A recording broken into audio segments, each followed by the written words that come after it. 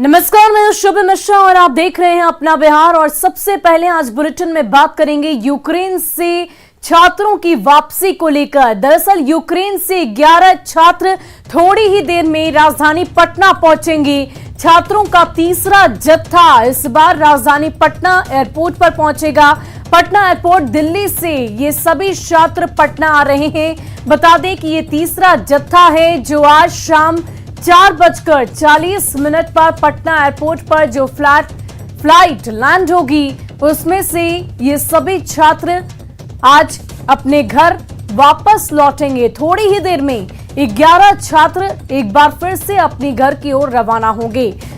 तो ये बड़ी खबर आपको बता रहे हैं, दिल्ली से पटना आ रहे छात्रों का तीसरा जत्था पूरी तरह से तैयार है। 4:40 में पटना एयरपोर्ट पर यह फ्लाइट लैंड करेगी। प्रयास है कि उनको आगे कोई असुविधा नहीं हो और राज्य सरकार का निर्णय है कि उन लोगों को घर तक निःशुल्क पहुंचाना है। वो उसके तहत हम लोगों ने इंतजाम किया है एयरपोर्ट पर। और कुछ लोग हैं जो अपने साधन से या उनके पेरेंट्स आ रहे हैं, अभिभावक आ रहे हैं, माता पिता आ रहे हैं, लेके जा रहे हैं। और जिन लोगों के पास साधन उपलब्ध नहीं है उनको हम लोग उनके घर तक पहुंचा रहे हैं। इसका इंतजाम हम लोगों ने व्हीकल का भी पटना एयरपोर्ट पर हम लोगों ने किया है। और हम लोगों का प्रयास है कि किसी प्रकार की असुविधा नहीं हो बच्चों को। वहीं यूक्रेन में फंसे बिहार के छात्रों का लौटना जारी है। सीएम नीतीश कुमार ने कहा है कि भारत पहुंच जाने के बाद बिहार के रहने वाले छात्रों को घर तक पहुंचाने की जिम्मेदारी राज्य सरकार की है। उन्होंने घर तक पहुंचाए जाने का पूरा खर्चा राज्य सरकार ही उठाएगी। केंद्र सरकार की तरफ से आ जाएंगे, वहां से उनको अपने घर तक पहुंचाने के लिए राज्य सरकार इंतजाम कर रही है, वो कर देगी। बाहर से आ रहा है सबको घर तक हम लोग पहुंचवा देंगे ताकि किसी तरह। देखिए, जितने लोगों की खबर आ रही है सबका खबर दे करके, और जो भी वहां से इच्छुक रहेगा उन सब लोगों के लाने का तो पूरे देश के लोगों का भारत सरकार कर ही रही है। और अपने बिहार वाले भी आ जाएंगे और जहां भी कहीं भी देश के किसी भी कोने एयरपोर्ट पर पहुंचेंगे वहां से उनको बिहार लाना और उनके घर तक पहुंचाना, ये हम लोग नीचे इंतजाम कर चुके हैं, यहाँ वो किया जा रहा है।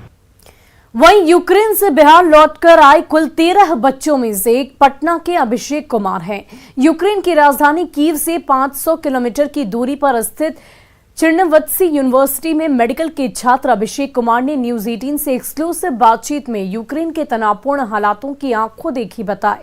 अभिषेक और उनके माता पिता से बातचीत की न्यूज 18 संवाददाता ऋतु रोहिणी ने।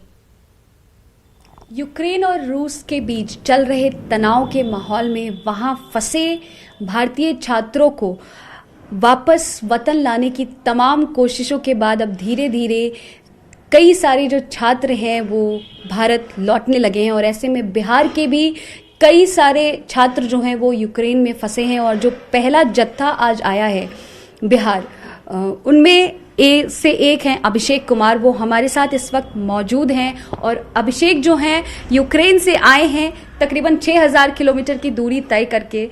तो सबसे पहले ये बताइए कैसा लग रहा है देश लौटकर? बहुत अच्छा लग रहा है। घर आने के बाद सारा स्ट्रेस जो भी टेंशन है सब फ्री, रिलैक्स। हमें ये बताइए कि क्या वहाँ पे हालात थे, कहाँ पे थे आप, कब पता चला कि अब सिचुएशन वर्स हो रहा है, यहाँ से निकलना चाहिए? क्या वहाँ पे सिचुएशन थी, ये बताइए। 2-3 दिन अटैक से 2-3 दिन पहले भी था कि सिचुएशन अब खराब हो रहा है, कभी भी अटैक हो सकता है। लेकिन फ्लाइट्स अवेलेबल नहीं थी क्योंकि इतना ज़्यादा बच्चे और थोड़ी सी फ्लाइट्स थी तो जल्दी बुक नहीं हो पाया।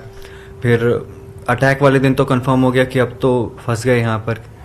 फिर उसके बाद था कि जो हमारे हेड थे सुनील सर और एम्बेसी, तो उन्होंने काफ़ी मदद करी, वहाँ से हमें इवैक्यूएट किया। वहाँ पर थे तो यही दिमाग में चल रहा था कि कैसे वहाँ से निकलेंगे, क्या होगा नहीं होगा। दिन रात यही सोचते रहते थे, आँख से आंसू चलते रहता था। लेकिन जब सुने कि ना वहाँ से मैंने निकल गए हैं तो थोड़ा सा मतलब मन में हुआ, फिर भी डर लगा हुआ ही रहता था। पहली प्रतिक्रिया बेटे को देखकर क्या महसूस हुआ? बहुत खुशी महसूस हुआ बेटा को देखकर। जिस तरीके से भारत सरकार, बिहार सरकार ने तमाम कोशिशें करी और बच्चों को लाया जा रहा है वापस, क्या कहेंगे? सर्वप्रथम तो मोदी जी को लाखों लाख धन्यवाद, क्योंकि मोदी सरकार ने ही रूस के प्रधानमंत्री पुतिन से बात करके भारतीय बच्चों को निकालने की कोशिश की और कोशिश भी सफल हुआ। तकरीबन 6000 किलोमीटर की दूरी तय करके तनावपूर्ण माहौल से अपने वतन वापस लौट गए हैं और उनके माता पिता भी थे जो जाहिर तौर पर अपना आभार व्यक्त कर रहे थे भारत सरकार, बिहार सरकार को कि उनके बेटे को सही सलामत सुरक्षित वापस वो आ गए हैं उनके घर। कैमरामैन सुबोध के साथ ऋतु रोहिणी, न्यूज़ 18 पटना।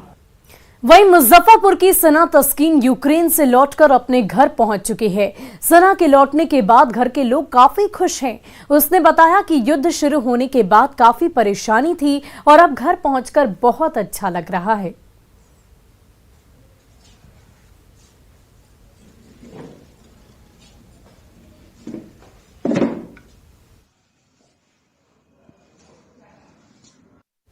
अपने देश में लौटने के बाद जैसा फील होता है वैसे ही हो रहा है। अपना घर लौट आए, इतनी मुसीबतों के बाद आ गए हैं तो बहुत अच्छा लग रहा है। अब हम लोग सिक्योर हैं, हमें किसी चीज़ की टेंशन की नहीं है। वहाँ बहुत ज़्यादा पैनिक हो रहा था कि हमारे साथ कुछ भी हो सकता है, पर नहीं, अब सब सही है।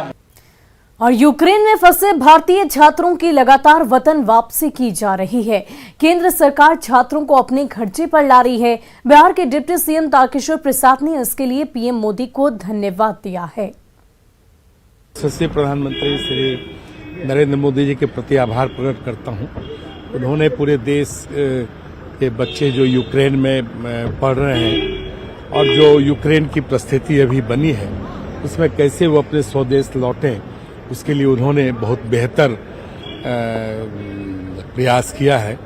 और मैं बिहार के माननीय मुख्यमंत्री जी के प्रति भी धन्यवाद दूंगा कि बिहार के जो बच्चे भारत लौट रहे हैं और उन्हें उनके घरों तक पहुंचाने का उन्होंने स्पष्ट तौर पर निर्देश दिया है। और चलिए बढ़ते हैं अगली खबर की ओर। जमुई जिले के झाझा के रहने वाला युवक विश्वजीत कुमार जो यूक्रेन में रहकर मेडिकल की पढ़ाई कर रहा था, वहां हालात बिगड़ने के कारण फंस गया है। सोशल मीडिया पर वो वीडियो संदेश भेजकर उसने सरकार से अपने और अपने साथियों की सुरक्षा को लेकर चिंता जताई है। एम्बेसी की तरफ से कि एक बैग स्कूल बैग आप उसमें डॉक्यूमेंट रख ले और ये कुछ करेंसी रख के आप बॉर्डर के पास आ जाइए। हम लोग बॉर्डर के पास गए, हम लोग को ठंड के कारण हालत खराब हो रहा है क्योंकि यहाँ -5 से 10 डिग्री सेल्सियस है और ठंड, हम लोग के पास ना कंबल है ना कुछ भी, एकदम पूरी हालत खराब है। और हम लोग के पास जो खाने का सामान था, क्योंकि कल रात 10 बजे से ही निकले थे तो हम लोग को लगा था कि पोलैंड बॉर्डर पहुँचते तुरंत हम लोग को रेस्क्यू कर लिया जाएगा, तो हम लोग को खाने का सामान भी ज़्यादा नहीं था हम लोग के पास, तो और न रास्ता में खाने का चीज़ मिल रहा है। यहाँ पे पीछे देख सकते हैं कि कितना जाम लगा हुआ है बस का, ये गाड़ियां का कतार लगी हुई है, एकदम लंबा लाइन। हमको लगता है कि कम से कम 10 किलोमीटर तक गाड़ी की लंबी लाइन लगी हुई है। वहीं शेखपुरा जिले के डीह कुसुम्भा गांव निवासी सुभाष सिंह का बेटा आशीष आनंद यूक्रेन में फंस गया है। परिजनों के मुताबिक रूस से जंग के कारण वहां की हालत गंभीर है, जिसकी वजह से वहां मेडिकल की पढ़ाई कर रहा आशीष फंस गया है। अपनी सुरक्षा को लेकर चिंतित आशीष सोशल मीडिया के माध्यम से अपने परिजनों से संपर्क में है तथा उन्हें वहां के मौजूदा हालात के विषय में बताते हुए केंद्र सरकार से वतन वापसी की गुहार लगा रहा है। आशीष से मिल रही जानकारी के बाद से परिजन उसकी सुरक्षा को लेकर चिंता जाहिर कर रहे हैं। आशीष के पिता ने बिहार के सीएम नीतीश कुमार से अपने बेटे की सुरक्षित वापसी की गुहार लगाई है। बात तो होते रहता, बात अभी नहीं अच्छी हुआ। एक दिन बोला कि माँ अब नेटवर्क नहीं रहेगा, उस दिन से ज़्यादा बेचैनी रहता, कभी भी जा सकता है। ये कहते हैं कि भारत सरकार के मेरा पुत्र को यहाँ अपना कंट्री ले आए यूक्रेन से, मोदी सरकार से ही हमारा उम्मीद है, नीतीश कुमार से। सेकेंड ईयर उसका भी चल रहा है और वहाँ का सरकार उसको रोक करके रखा, ऑफलाइन मैंने क्लास मैंने चालू था। उनसे बात हुई है? हाँ, बात तो कल परसों हुआ, बोला कि मैंने अब बात असंभव है, जो पावर कभी कट हो जाएगा, खाना पीना मैंने खाने पीने का बहुत दिक्कत है। और यूक्रेन में फंसे हजारों छात्र वतन वापसी का इंतजार कर रहे हैं। यूक्रेन बॉर्डर पर उन छात्रों में पटना का रहने वाला ऋषभ मिश्रा भी है, जो 48 घंटे से भूखे प्यासे अब सरकार से मदद की गुहार लगा रहा है। इस पूरे बहुत ही खराब हो चुकी है जी। 24 घंटे से और आप कहें कि 48 घंटे यहाँ पड़े हुए हैं बिना खाए पिए हुए यूक्रेन बॉर्डर को क्रॉस करने के लिए। ठंड में टिकुट रहे हम लोग, बहुत ठंड है, ना हमारे पास जाने की सुविधा टॉयलेट के लिए, रात भर हम लोग खुले आसमान में बिता रहे हैं। ये कैसे मैनेजमेंट है एम्बेसी का? प्लीज।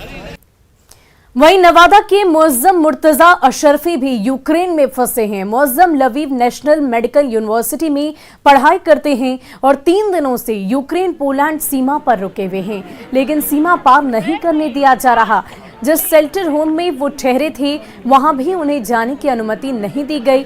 मुअज्जम अपने दोस्तों के साथ दोबारा लवीव लौटने को मजबूर हैं। इस सिचुएशन अभी ये है कि ना हम पोलैंड जा सकते हैं ना रोमानिया जा सकते हैं। हर जगह से न्यूज़ आ रही है कि border has been barred for Indians और एनी फॉरेनर्स। हम लोग कल क्राकोविच बॉर्डर भी गए थे, बट वहाँ पे सिचुएशन इतना क्योटिक था कि आपका दिल दहल जाएगा वो सिचुएशन देख के। बट वहाँ पे सिर्फ और सिर्फ यूक्रेनियंस को प्रेफर किया गया, हमें बिल्कुल भी जाने नहीं दिया गया, ना हमें जाने दिया गया ना किसी भी नाइजीरियंस या अफ्रीकन्स को। और राजधानी पटना में वैशाली के थाना अध्यक्ष संजय कुमार के 3 ठिकानों पर ईओयू ने छापेमारी की। संजय कुमार पर आय से 70% अधिक संपत्ति मामले में कार्रवाई की जा रही है। यह तीसरे ऐसे अफसर हैं जिनके खिलाफ आर्थिक अपराध इकाई की टीम शराबबंदी कानून की आड़ में अवैध संपत्ति अर्जित करने के आरोप में कार्रवाई कर रही है। पटना स्थित आवास पर छापेमारी का जायजा लिया न्यूज 18 संवाददाता संजय कुमार ने। पहले बालू और अब शराब। बिहार में बालू और शराब के खेल में कई अफसर नप गए और यह सिलसिला लगातार जारी है। बालू के बाद आर्थिक अपराध इकाई की टीम ने अब शराब माफियाओं से सांठगांठ कर भ्रष्ट तरीके से धन कुबेर बने अफसरों के खिलाफ कार्रवाई शुरू की है। वैशाली के थानाध्यक्ष संजय कुमार के ठिकानों पर आज छापेमारी चल रही है और यह तस्वीर है रूपसपुर में ग्रीन कश्यप सिटी स्थित ब्लॉक सी जो है, इसी ब्लॉक सी में उनके ठिकाने पर आज छापेमारी चल रही है उनके आवास में। और आय से अधिक संपत्ति तकरीबन 70% पाए जाने के बाद इनके खिलाफ इकोनॉमिक ऑफेंस यूनिट की टीम ने अपने ही पुलिस स्टेशन में FIR लॉन्च किया था और फिर न्यायालय से सर्च वारंट मिलने के बाद आज ठिकानों पर छापेमारी चल रही। फिलहाल तस्वीरों में आप देख रहे हैं बिहार पुलिस के जवान इस छापेमारी में सहयोग कर रहे हैं और सुरक्षा के लिहाज से इनकी तैनाती की गई है। तो ये तीसरे ऐसे अफसर हैं जिनके खिलाफ शराब के धंधेबाजों से सांठगांठ कर भ्रष्ट तरीके से अकूत संपत्ति अर्जित करने का आरोप है। इसके पहले भी 2 अफसरों के खिलाफ शराब के मामले में कार्रवाई की गई थी और यह तीसरे अफसर हैं जिनके जो आर्थिक अपराध इकाई के रडार पर हैं। जो जानकारी मिली है फिलहाल प्राइमा फेसी 70% आय से अधिक संपत्ति का ये मामला है जो बाद में और भी बढ़ जाएगा। और अब तक जो इनिशियल इन्फॉर्मेशन है, कई जो कागजात हैं वो रिकवर किए गए हैं आर्थिक अपराध इकाई की टीम द्वारा। जो दूसरे तरह के जो संपत्ति है वो भी मिली है और निश्चित तौर पर अब संजय कुमार की मुश्किलें बढ़ेगी। आय से अधिक संपत्ति मामले में उनके खिलाफ केस दर्ज हो गया है और अब विभागीय कार्रवाई भी उनके खिलाफ तय है। और निश्चित तौर पर अब जो आर्थिक अपराध इकाई या फिर निगरानी या फिर स्पेशल विजिलेंस यूनिट लगातार कार्रवाई कर रही है भ्रष्ट अफसरों के खिलाफ, ऐसे में उनमें खलबली मचना स्वाभाविक है। देखना होगा संजय कुमार के खिलाफ जब ये छापेमारी खत्म होती है तो आय से अधिक कुल कितनी प्रतिशत संपत्ति का ये मामला बनता है। संजय कुमार, न्यूज 18 पटना। वहीं वैशाली के थाना अध्यक्ष संजय कुमार के औरंगाबाद रफीगंज स्थित पैतृक आवास पर आर्थिक अपराध इकाई की टीम छापेमारी कर रही है। उनके अन्य ठिकानों पर भी टीम छापेमारी कर जांच कर रही है। संजय कुमार पर शराब तस्करों से सांठगांठ कर आय से अधिक संपत्ति अर्जित करने का आरोप है। खबर के मुताबिक ईओयू की टीम सुबह 6 से लेकर छापेमारी लगातार कर रही है। हालांकि छापेमारी के दौरान क्या क्या बरामद किया गया इसकी जानकारी अब तक नहीं मिल पाई है। अररिया के बैरगाछी थाना क्षेत्र के रामपुर गांव में 11 जून 2021 को हुए बम विस्फोट कांड का पुलिस ने खुलासा कर दिया है और विस्फोट कांड की जांच के बाद आरोपी को भी गिरफ्तार कर लिया गया। गिरफ्तार आरोपी का नाम अफरोज है। हालांकि गिरफ्तार युवक के संबंध में पुलिस अधिकारी कोई बयान नहीं दे रहे। बम विस्फोट का मुख्य कारण आरोपी की पत्नी का दूसरे व्यक्ति से अवैध संबंध बताया जा रहा है। पुलिस ने गिरफ्तार आरोपी को जेल भेज दिया है और मामला दर्ज कर आगे की कार्रवाई में जुट गई है। नेपाल सीमावर्ती होने की वजह से अररिया जिले को जो है सेंसिटिव इलाके में रखा गया। हम बता दें कि अररिया में भी बैरगाछी ओपी थाना क्षेत्र के रामपुर में 11 जून 2021 को एक बम ब्लास्ट हुआ था जिसमें 55 वर्षीय मोहम्मद अफरोज घायल हो गया था। पुलिस ने अनुसंधान में पाया कि मोहम्मद अफरोज अपनी पत्नी के प्रेमी पर ही बम मारने जा रहा था। इसके लिए उसने 3 बम बनाए थे। एक बम तो फट गया और 2 देसी बम को पुलिस ने बरामद किया था। अफरोज के पास से पुलिस ने 2 देसी बम बरामद किया था।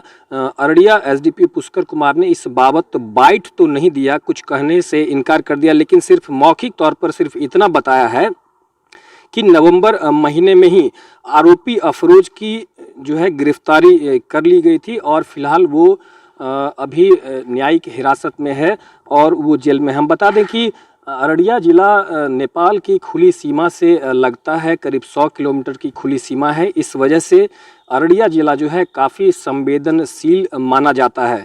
यह बम मिलने की कहानी दरअसल जिले में काफ़ी पुरानी है। 2012 से अब तक यदि बात करें तो कई ऐसे देसी बम जो है इस इलाके में बरामद हुए हैं, जिसका पुलिस ने दावा किया है कि उन्होंने केस डिस्पोजल कर लिया है। तो तस्वीर में साफ तौर पर आपने देखा कि एक तरफ जहां इस मामले में पुलिस कुछ भी कहने से बच रही है, वहीं पुलिस का दावा है कि जिले में जो भी देसी बम बरामद हुए हैं उसका केस जो है वो डिस्पोजल किया जा चुका है। सतीश कुमार, न्यूज़ 18 अररिया। वहीं बांका के नवटोलिया स्थित नूरी मस्जिद में हुए बम विस्फोट मामले में मस्जिद के सचिव समेत 7 आरोपियों के खिलाफ एफआईआर दर्ज की गई है, जिसमें से 5 की गिरफ्तारी की जा चुकी है और 2 आरोपियों की गिरफ्तारी के लिए पुलिस लगातार छापेमारी कर रही है। जायजा लिया संवाददाता नागेंद्र कुमार ने।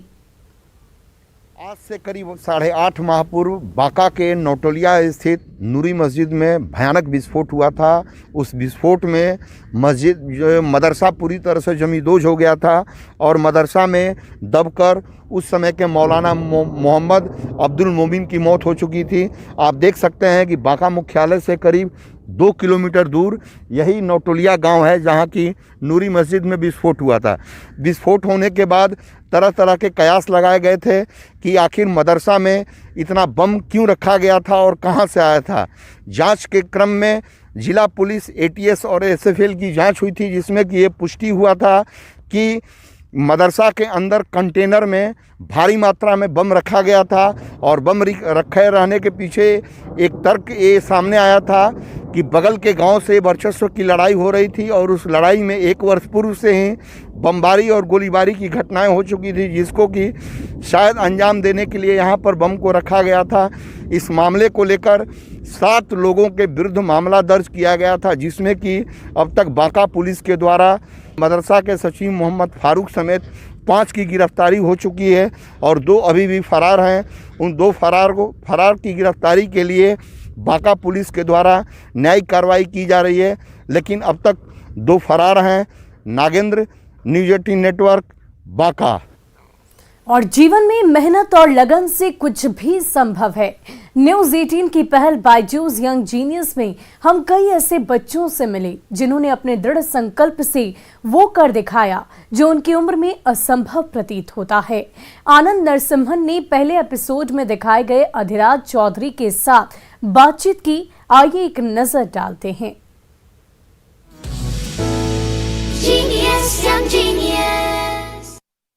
बायजूस यंग जीनियस सीजन 2 के सफर में हम मिले एक बहुत ही होनहार सितार वादक से, जो कि जयपुर सैन्य घराना के चिराग हैं। आइए उनसे पूछते हैं कि उन्हें बायजूस यंग जीनियस में आकर कैसा लगा। अधिराज चौधरी, नमस्ते। अधिराज, कैसे हैं आप? जी मैं बहुत अच्छा हूँ। जी आप कैसे हैं? मैं बहुत अच्छा हूँ। अधिराज, मुझे एक बात बताइए, आपसे बात कर मुझे हमेशा अच्छा लगता है। आपको बायजूस यंग जीनियस सीजन 2 के सेट पर आकर कैसा लगा? जी बायजूस यंग जीनियस 2 के स्टूडियो में आके मुझे बहुत प्राउड फील हो रहा था कि मैं क्योंकि मैं पहली बार किसी शो में आया हूँ, तो मैं बहुत नर्वस भी था स्टार्टिंग में, पर मुझे बहुत कहीं ना कहीं प्राउड भी फील हो रहा था। अच्छा, एक सबसे मेमोरेबल लम्हा आप मुझे बताइए, जब आप बायजूस यंग जीनियस सीजन 2 में आए तो आपके लिए कोई एक मोमेंट जो आपको हमेशा याद रहेगा। सबसे मेमोरेबल चीज इस सब में कि जब मैं उनसे मिला, रवि शास्त्री जी से, और आपसे मिला मैं, जब मैंने आपसे बात की और जब वो 600 नोट वाली बात आई, तब वो वाला मोमेंट सबसे मेमोरेबल था मेरे लिए। वाह वाह, thank you very much Adhiraj. All the very very best. Thank you so much. जी थैंक यू।